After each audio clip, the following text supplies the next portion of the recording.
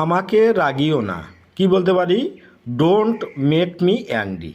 রাগিও না অর্থে আছে, অ্যাংরি মানে হচ্ছে কি রাগানো, আর না অর্থে ডোন্ট, তাহলে ওই জন্য লিখেছি ডোন্ট মেক মি অ্যাংরি। ওকে, আমার কথা শোনো, কি বলতে পারি আমরা? Please listen to me.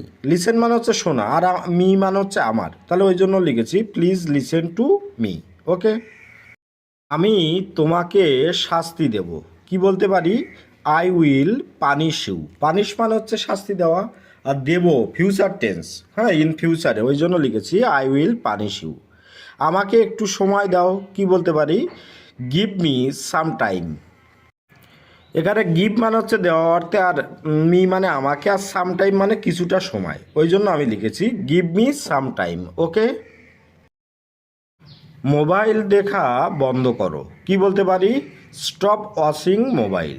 Okay, stop মানে কি থামানো বা বন্ধ করা, আর ওয়াচিং মানে হচ্ছে দেখা, আর মোবাইল মানে মোবাইল। ওকে, ওই জন্য লিখেছি স্টপ ওয়াচিং মোবাইল। অতিরিক্ত চিন্তা করো না, কি বলতে পারি? Don't over think.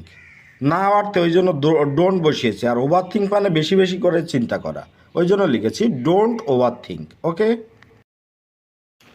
বাহানা করো না, কি বলতে পারি? Don't make excuse.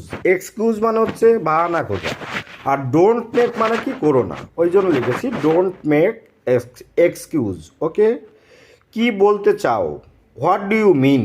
ওকে, মানে আপনি কি বলতে চান, এরকম আমরা বলি না, তাহলে আমরা ইংরেজিতে কি বলতে পারি? What do you mean. Okay, কি সাহস তোমার, কি বলতে পারি? How dare you. ওকে, কি মিষ্টি, কি বলতে পারি? How sweet. ওকে, আর কত দূর, এটি ইংরেজি হবে হাউ ফার। ওকে, আমি সময় নষ্ট করছি না, কি বলতে পারি? I am not wasting time. Wasting মানে কি নষ্ট করা, আর টাইম মানে সময়, আর যেহেতু না আছে ওই জন্য আমি লিখেছি I am not wasting time. Okay, আমার কাছে কিছুই নেই, কি বলতে পারি আমরা ইংরেজিটি? I have nothing at all. Nothing মানে কিছুই না, হ্যাঁ, মানে কিছু নেই অর্থে, আর হ্যাভ মানে তো থাকা, ওই জন্য লিখেছি I have nothing at all. Okay, লোকটি খুব দ্রুত হেঁটে যাচ্ছিল। The man was walking very fast. মিথ্যা বলো না, ডোন্ট টেল এ লাই। আমাদের ইংরেজি শিক্ষক গত বছর অবসর নিয়েছে। ওকে, ইংরেজিটি কি হবে? Our English teacher retired last year. Okay, বৃষ্টির জন্য ম্যাচটি বাতিল হয়েছিল, তাহলে the man was cancelled due to rain.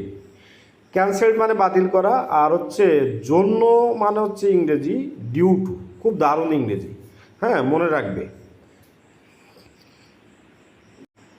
তাহলে ফাইনাল অ্যান্সারটি কী হলো? The match was cancelled due to rain.